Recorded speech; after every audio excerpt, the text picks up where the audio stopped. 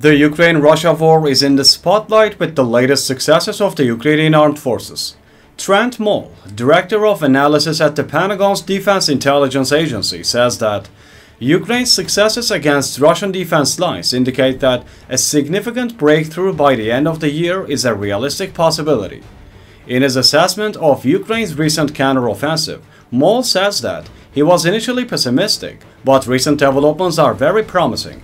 In particular, he highlights the progress made in the second defense belt.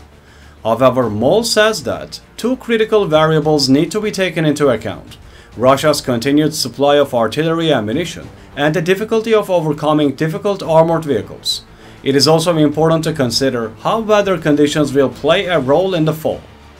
A Biden administration official estimates that Ukraine is about 6 to 7 weeks away from the conclusion of the offensive, but Maul is a bit more hopeful, putting the chances of success at 40–50%. The DIA believes that even if Ukraine fails to make progress this year, it could be ready for another advance in 2024. This is considered part of Ukraine's long-term strategy.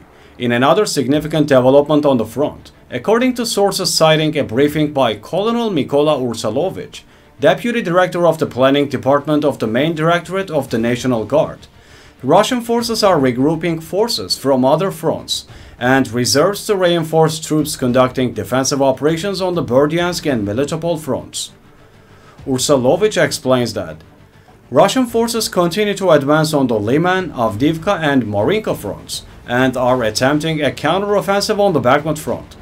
This military relocation strategy of the Russian command can be seen as part of attempts to further pressure Ukraine's defense forces in a difficult conflict.